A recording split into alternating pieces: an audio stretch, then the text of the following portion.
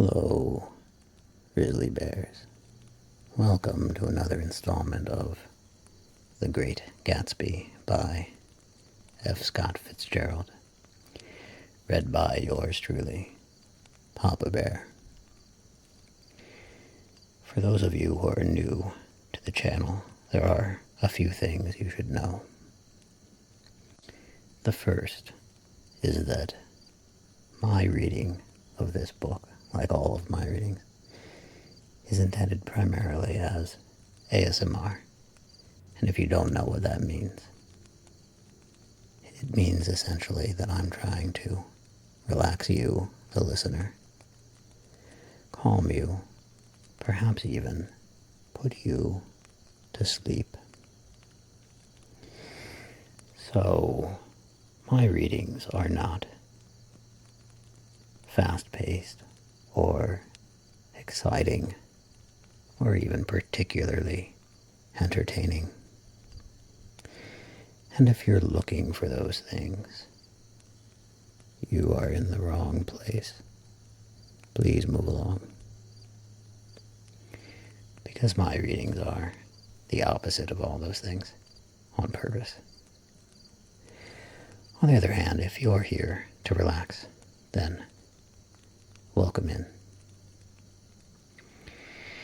You will find a link to a playlist of all of the chapters of The Great Gatsby in the description of this video, if you want to start at the beginning. I would also like to say that these videos were recorded originally as live streams, and as such, they are imperfect. I make mistakes, and there is background noise. I do edit the videos to remove anything particularly egregious or disturbing, but I can't remove everything, so embrace the imperfection. Papa Bear embraces imperfection in all things. The last thing I want to say is about the book itself, The Great Gatsby. There are characters in this book that say some terrible things. Some of the characters use racial epithets that are very offensive. Some of the characters even espouse explicit racial supremacist ideologies. I want you to know, Papa Bear has no truck with racism, and neither, I believe, did F. Scott Fitzgerald, who wrote this book.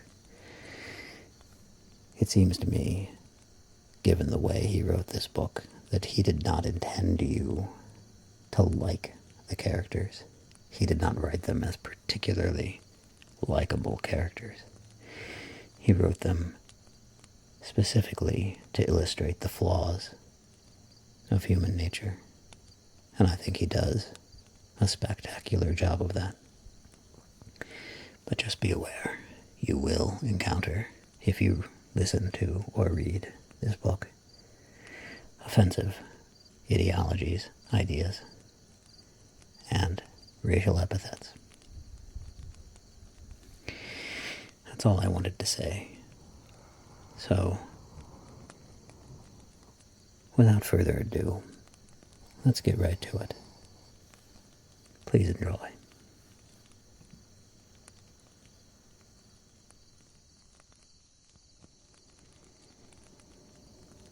Good afternoon, grizzly bears. And hello, welcome back, Brundlefly. Glad to see you here. I hope you enjoy your time here. I'm going to continue reading The Great Gatsby by F. Scott Fitzgerald. We finished chapter 1 in the last stream, so We are going to resume now with Chapter 2. I thought that would be a good thing to do right after Chapter 1. I think they'll fit together nicely in that order. So when we left our protagonist, he had just returned from a dinner party at his friend's house, his cousin's house, Miss Daisy, his cousin Daisy's house, in East Egg. And when he came back to West Egg, he got his first glimpse of his neighbor, Mr. Gatsby.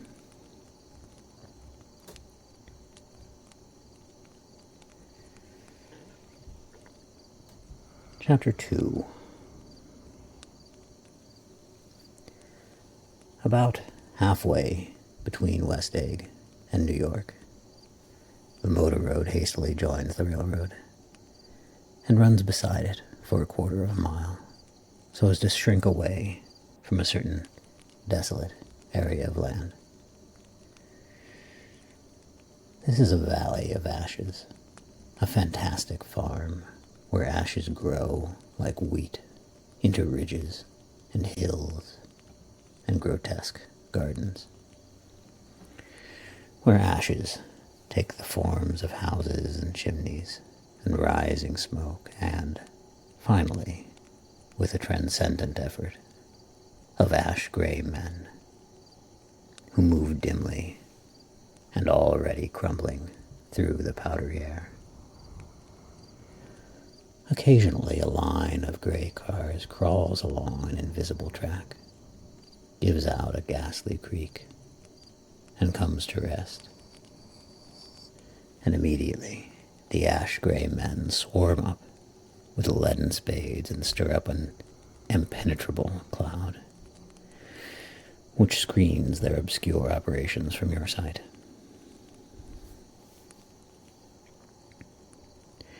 But above the gray land and the spasms of bleak dust which drift endlessly over it, you perceive, after a moment, the eyes of Dr. T.J. Eckelberg. The eyes of Dr. T.J. Eckelberg are blue and gigantic. Their retinas are 1 yard high. They look out of no face, but instead from a pair of enormous yellow spectacles which pass over a non-existent nose. Evidently, some wild wag of an occultist set them there to fatten his practice in the borough of Queens.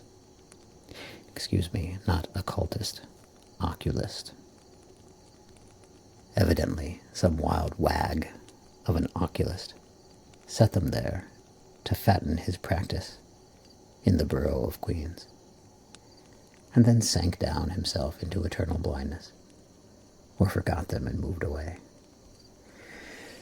But his eyes, dimmed a little by many paintless days, under sun and rain, brood on over the solemn dumping ground. The Valley of Ashes is bounded on one side by a small, foul river, and when the drawbridge is up to let the barges through, the passengers on waiting trains can stare at the dismal scene for as long as half an hour. There is always a halt there of at least a minute, and it was because of this that I first met Tom Buchanan's mistress. The fact that he had one was insisted upon wherever he was known. His acquaintances resented the fact that he turned up in popular cafes with her and, leaving her at a table, sauntered about, chatting with whomsoever he knew. Though I was curious to see her, I had no desire to meet her, but I did. I went up to New York with Tom on the train one afternoon. and when we stopped by the ash heaps, he jumped to his feet and, taking hold of my elbow, literally forced me from the car. "We're getting off," he insisted. "I want you to meet my girl." I think he'd tanked up a good deal at the luncheon, and his determination to have my company bordered on violence. The supercilious assumption was that on Sunday afternoon I had nothing better to do. I followed him over a low, whitewashed railroad fence, and we walked back 100 yards along the road under Dr. Eckelberg's persistent stare. The only building in sight was a small block of yellow brick sitting on the edge of the wasteland, a sort of compact main street ministering to it, and contiguous to absolutely nothing. One of the 3 shops it contained was for rent, and another was an all-night restaurant, approached by a trail of ashes. The third was a garage. Repairs, George B. Wilson, cars bought and sold. And I followed Tom inside. The interior was unprosperous and bare. The only car visible was the dust-covered wreck of a Ford, which crouched in a dim corner. It had occurred to me that this shadow of a garage must be a blind, and that sumptuous and romantic apartments were concealed overhead, when the proprietor himself appeared in the door of an office, wiping his hands on a piece of waste. He was a blond, spiritless man, anemic and faintly handsome. When he saw us, a damp gleam of hope sprang into his light blue eyes. "Hello, Wilson, old man," said Tom, slapping him jovially on the shoulder. "How's business?" "I can't complain," answered Wilson unconvincingly. "When are you going to sell me that car?" "Next week. I've got my man working on it now." "Works pretty slow, don't he?" "No, he doesn't," said Tom coldly. "And if you feel that way about it, maybe I'd better sell it somewhere else after all." "I don't mean that," explained Wilson quickly. "I just meant—" His voice faded off, and Tom glanced impatiently around the garage. Then I heard footsteps on the stairs, and in a moment the thickish figure of a woman blocked out the light from the office door. She was in the middle 30s and faintly stout, but she carried her flesh sensuously, as some women can. Her face, above a spotted dress of dark blue crepe de chine, contained no facet or gleam of beauty, but there was an immediately perceptible vitality about her, as if the nerves of her body were continually smoldering. She smiled slowly, and, walking through her husband as if he were a ghost, shook hands with Tom, looking him flush in the eye. Then she wet her lips, and without turning around, spoke to her husband in a soft, coarse whisper. "Get some chairs, why don't you, so somebody can sit down." "Oh, sure," agreed Wilson hurriedly, and went toward the little office, mingling immediately with the cement color of the walls. A white, ashen dust veiled his dark suit, and his pale hair as it veiled everything in the vicinity, except his wife, who moved close to Tom. "I want to see you," said Tom intently. "Get on the next train." "All right. I'll meet you by the newsstand on the lower level." She nodded and moved away from him just as George Wilson emerged with 2 chairs from his office door. Hello, Fanto. How are you doing? For some reason, my model is a bit broken here. I can't seem to stop growling.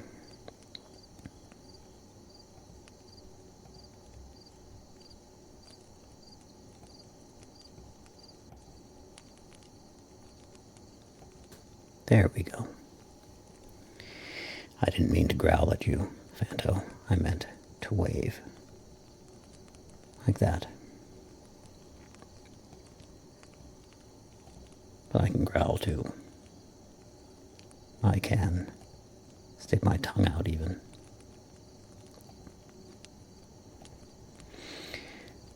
Alrighty. Back to The Great Gatsby. We're on chapter 2. Where was I?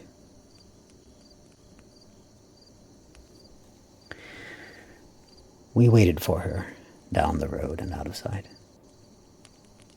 It was a few days before the 4th of July, and a gray, scrawny Italian child was setting torpedoes in a row along the railroad track. Terrible place, isn't it? Said Tom, exchanging a frown with Dr. Eckelberg. Awful. It does her good to get away. Doesn't her husband object? Wilson? He thinks she goes to see her sister in New York. He's so dumb he doesn't know he's alive. So, Tom Buchanan and his girl and I went up together to New York. Or not quite together, for Mrs. Wilson sat discreetly in another car. Tom deferred that much to the sensibilities of those East Eggers who might be on the train. She had changed her dress to a brown figured muslin, which stretched tight over her rather wide hips, as Tom helped her to the platform in New York. At the newsstand, she bought up a copy of the Town Tattle and a moving picture magazine, and in the station drugstore, some cold cream and a small flask of perfume. Upstairs in the solemn, echoing drive, she let 4 taxicabs drive away before she selected a new one, lavender-colored with gray upholstery. And in this we slid out from the mass of the station into the glowing sunshine. But immediately she turned sharply from the window and, leaning forward, tapped on the front glass. I want to get one of those dogs, she said earnestly. I want to get one for the apartment. They're nice to have, a dog. We backed up to a gray old man who bore an absurd resemblance to John D. Rockefeller. In a basket swung from his neck cowered a dozen very recent puppies of an indeterminate breed. What kind are they? Asked Mrs. Wilson eagerly, as he came to the taxi window. All kinds. What kind do you want, lady? I'd like to get one of those police dogs. I don't suppose you got that kind. The man peered doubtfully into the basket, plunged in his hand and drew one up, wriggling by the back of the neck. Hello, Haynox GD. How are you doing? Welcome to the stream.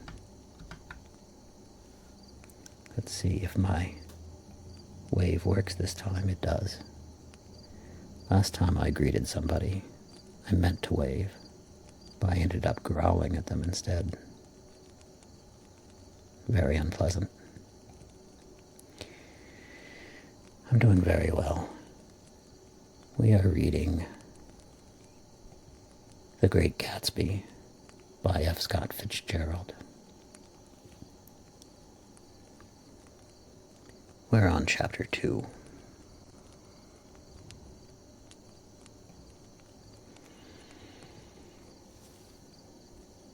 Where was I?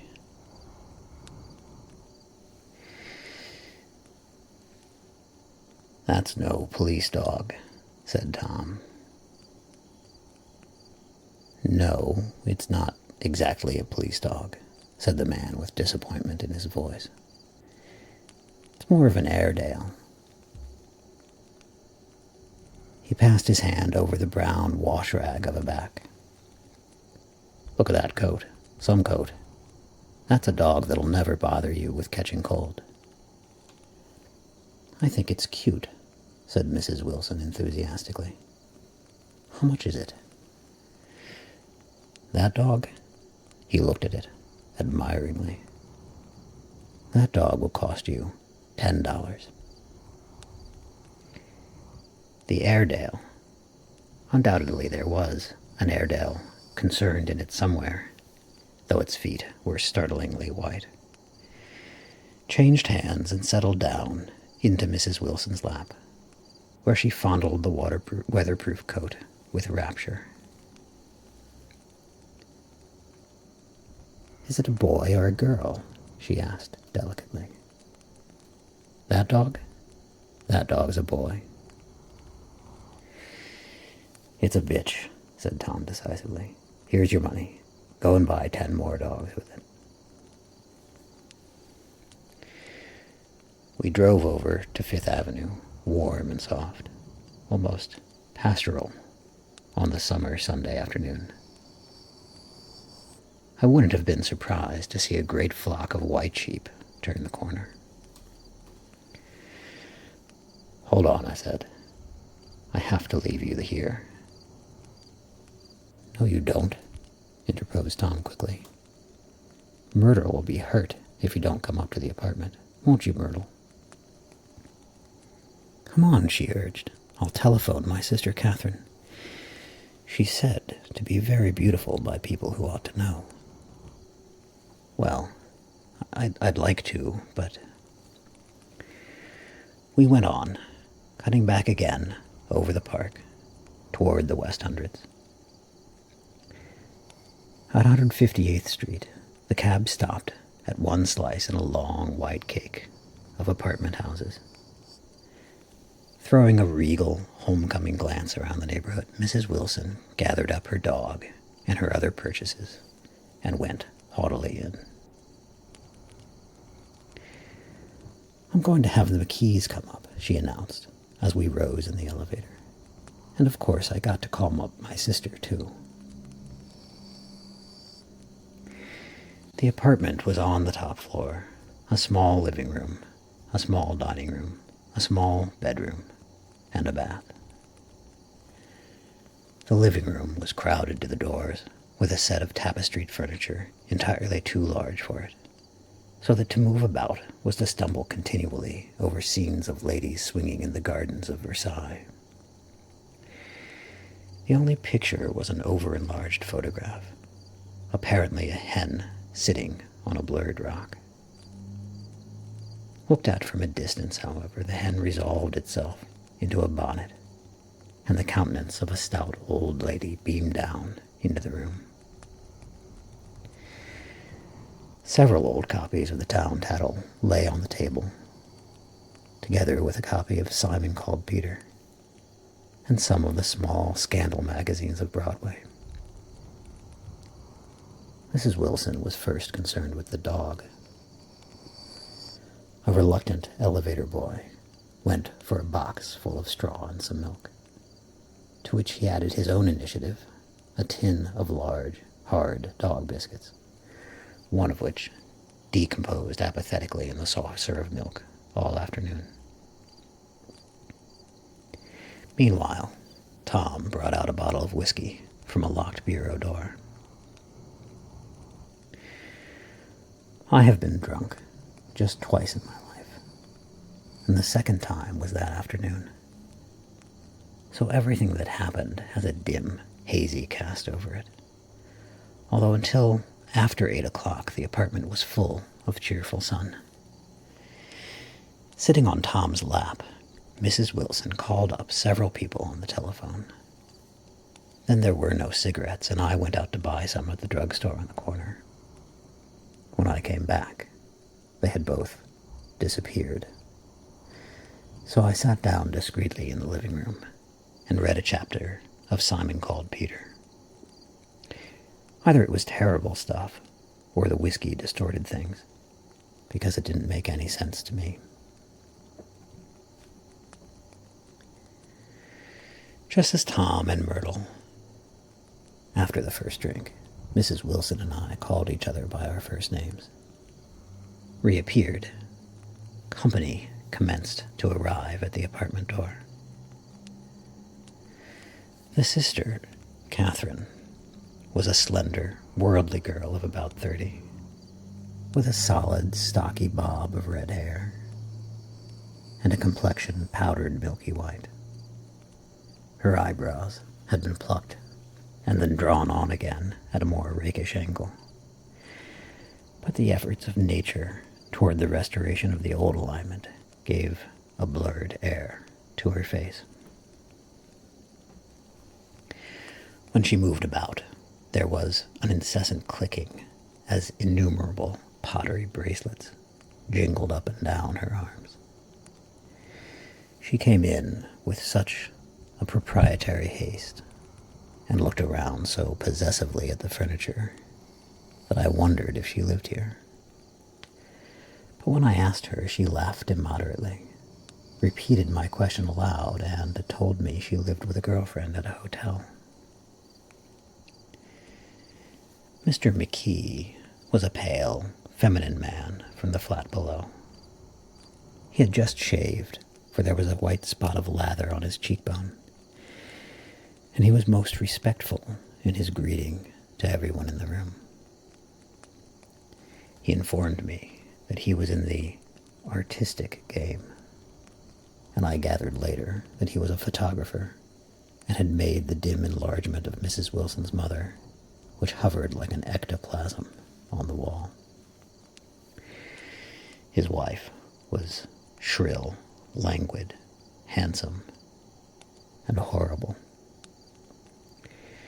She told me with pride that her husband had photographed her 127 times since they had been married.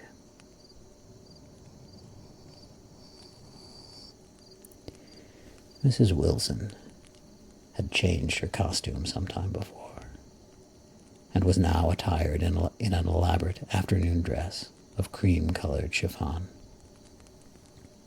which gave out a continual rustle as she swept about the room. With the influence of the dress, her personality had also undergone a change. The intense vitality that had been so remarkable in the garage was converted into impressive hauteur. Her laughter, her gestures, her assertions became more violently affected moment by moment, and as she expanded, the room grew smaller around her, until she seemed to be revolving on a noisy, creaking pivot through the smoky air. "My dear," she told her sister in a high, mincing shout, "most of these fellows will cheat you every time. All they think of is money. I had a woman up here last week to look at my feet, and when she gave me the bill, you'd have thought she had my appendix out." "What was the name of the woman?" asked Mrs. McKee. "Mrs. Eberhardt. She goes around looking at people's feet in their own homes." "I like your dress," remarked Mrs. McKee. "I think it's adorable." Mrs. Wilson rejected the compliment by raising her eyebrow in disdain. "It's just a crazy old thing," she said. "I just slip it on sometimes when I don't care what I look like." "But it looks wonderful on you, if you know what I mean," pursued Mrs. McKee. "If Chester could only get you in that pose, I think he could make something of it." We all looked in silence at Mrs. Wilson, who removed a strand of hair from her eyes and looked back at us with a brilliant smile. Mr. McKee regarded her intently, with his head on one side, and then moved his hand back and forth slowly in front of his face. "I should change the light," he said after a moment. "I'd like to bring out the modeling of the features, and I'd try to get hold of all the back hair." "I wouldn't think of changing the light," cried Mrs. McKee. "I think it's—" Her husband said, "Shh," and we all looked at his subject again. Whereupon Tom Buchanan yawned audibly and got to his feet. "You McKees, have something to drink," he said. "Get some more ice and mineral water, Myrtle, before everybody goes to sleep." "I told that boy about the ice." Myrtle raised her eyebrows in despair at the shiftlessness of the lower orders. "These people, you have to keep after them all the time." She looked at me and laughed pointlessly.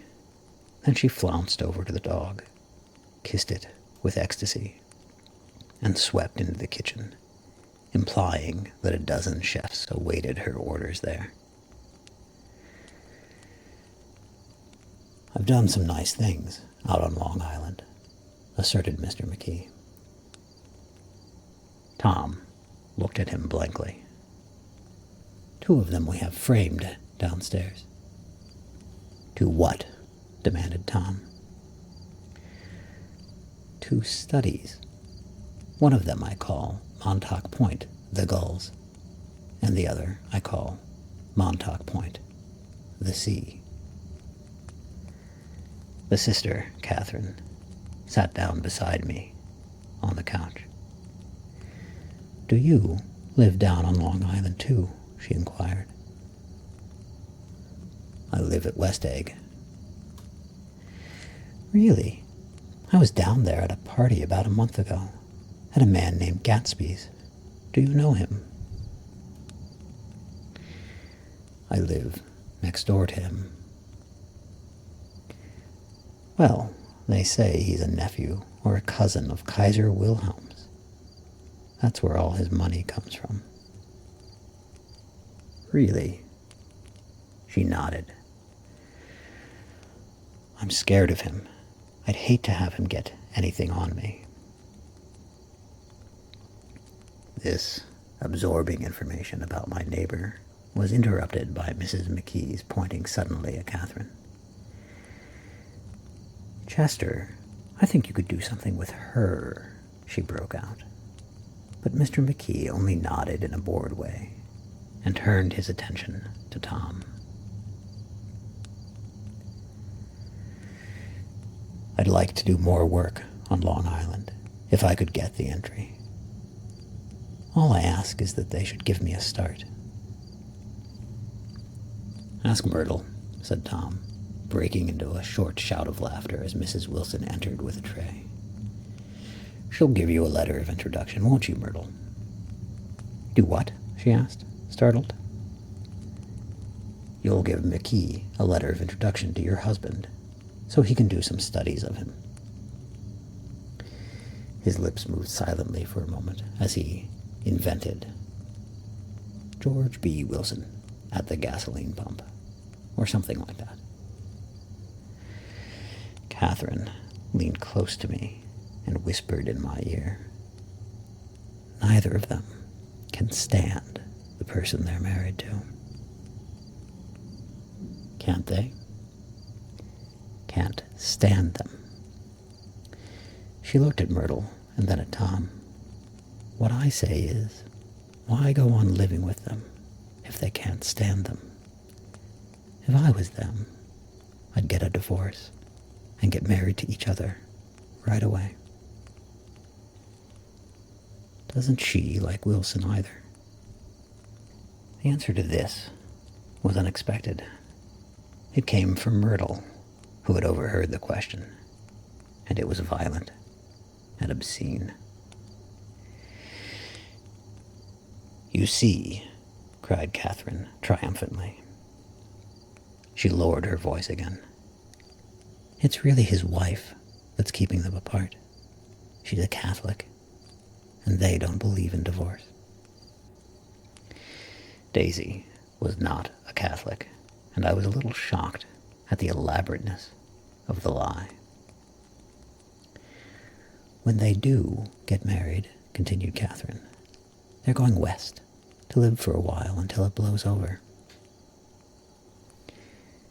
It'd be more discreet to go to Europe. Oh, do you like Europe? She exclaimed surprisingly. I just got back from Monte Carlo. Really? Just last year. I went over there with another girl. Stay long? No, we just went to Monte Carlo and back. We went by way of Marseille. We had over $1,200 when we started, but we got gypped out of all of it in 2 days in the private rooms. We had an awful time getting back, I can tell you. God, how I hated that town. The late afternoon sky bloomed in the window for a moment, like the blue honey of the Mediterranean. Then the shrill voice of Mrs. McKee called me back into the room. I almost made a mistake too, she declared vigorously. I almost married a little kike who'd been after me for years. I knew he was below me. Everybody kept saying to me, Lucille, that man's way below you. But if I hadn't met Chester, he'd have got me sure. Yes, but listen, said Myrtle Wilson, nodding her head up and down. At least you didn't marry him. I know I didn't. Well, I married him, said Myrtle ambiguously. And that's the difference between your case and mine. Why did you, Myrtle? Demanded Catherine. Nobody forced you to. Myrtle considered. I married him because I thought he was a gentleman, she said finally. I thought he knew something about breeding, but he wasn't fit to lick my shoe. You were crazy about him for a while, said Catherine. Crazy about him? Cried Myrtle incredulously. Who said I was crazy about him? I was never any more crazy about him than I was about that man there. She pointed suddenly at me, and everyone looked at me accusingly. I tried to show by my expression that I expected no affection. The only crazy I was when I married him. I knew right away I made a mistake. He borrowed somebody's best suit to get married in, and never even told me about it. And the man came after it one day when he was out. Oh, is that your suit? I said. This is the first I ever heard about it. But I gave it to him, and then I lay down and cried to beat the band all afternoon. She really ought to get away from him, resumed Catherine to me. They've been living over that garage for 11 years. And Tom's the first sweetie she ever had. The bottle of whiskey, a second one, was now in constant demand by all present, excepting Catherine, who felt just as good on nothing at all. Tom rang for the janitor and sent him for some celebrated sandwiches, which were a complete supper in themselves. I wanted to get out and walk eastward toward the park through the soft twilight, but each time I tried to go, I became entangled in some wild, strident argument which pulled me back, as if with ropes, into my chair. Yet high over the city, our line of yellow windows must have contributed their share of human secrecy to the casual watcher in the darkening streets. And I saw him too, looking up and wondering. I was, within and without, simultaneously enchanted and repelled by the inexhaustible variety of life.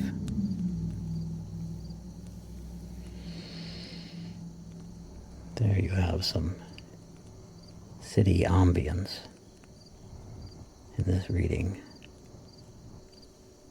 Some loud engine sounds. I apologize for that.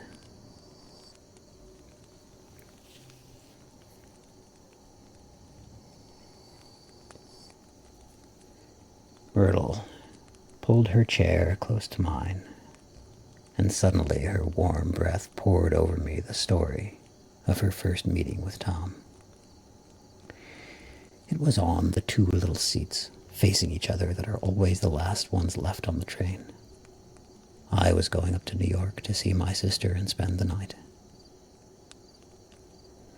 He had on a dress suit and patent leather shoes, and I couldn't keep my eyes off him.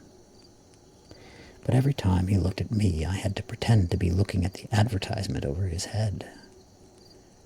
When we came into the station, he was next to me, and his white shirt front pressed against my arm.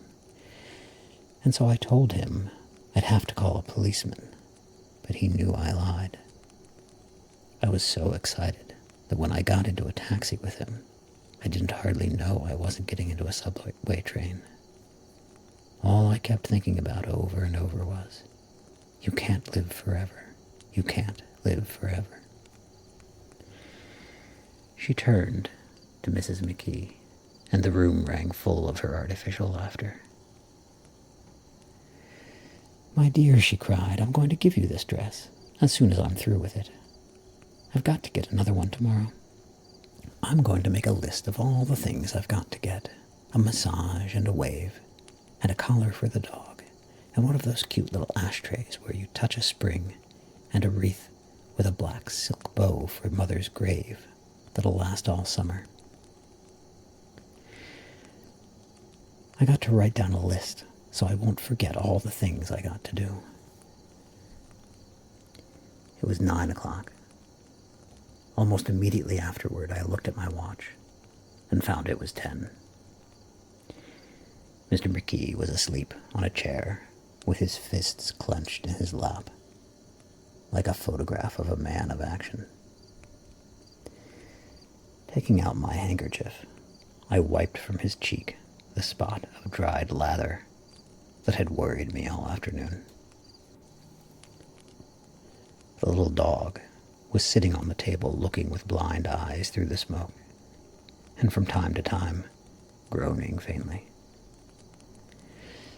People disappeared, reappeared, made plans to go somewhere, and then lost each other, searched for each other, found each other a few feet away. Sometime toward midnight, Tom Buchanan and Mrs. Wilson stood face to face discussing, in impassioned voices, whether Mrs. Wilson had any right to mention Daisy's name. "Daisy, Daisy, Daisy," shouted Mrs. Wilson. "I'll say it whenever I want to. Daisy, Daisy," making a short, deft movement. Tom Buchanan broke her nose with his open hand. Then there were bloody towels upon the bathroom floor, and women's voices scolding, and high over the confusion a long, broken wail of pain. Mr. McKee awoke from his doze and started in a daze toward the door. When he had gone halfway, he turned around and stared at the scene. His wife and Catherine scolding and consoling as they stumbled here and there among the crowded furniture with articles of aid, and the despairing figure on the couch, bleeding fluently, and trying to spread a copy of Town Tattle over the tapestry scenes of Versailles. Then Mr. McKee turned and continued on out the door. Taking my hat from the chandelier, I followed. "Come to lunch someday," he suggested, as we groaned down in the elevator. "Where?" "Anywhere." "Keep your hands off the lever," snapped the elevator boy. "I beg your pardon," said Mr. McKee with dignity. "I didn't know I was touching it." "All right," I agreed. "I'll be glad to." I was standing beside his bed, and he was sitting up between the sheets, clad in his underwear, with a great portfolio in his hands. Beauty and the Beast loneliness, old grocery horse, Brooklyn Bridge. Then I was lying half asleep in the cold lower level of the Pennsylvania station, staring at the Morning Tribune and waiting for the 4 o'clock train.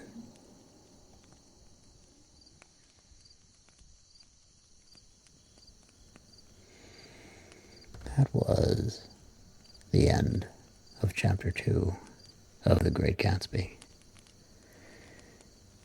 I hope you found relaxation, peace, calm, and I hope you can carry that feeling with you for a little while. If you would like to listen to the remaining chapters of The Great Gatsby, you'll find a link to a playlist in the description of this video. Until next time, goodbye.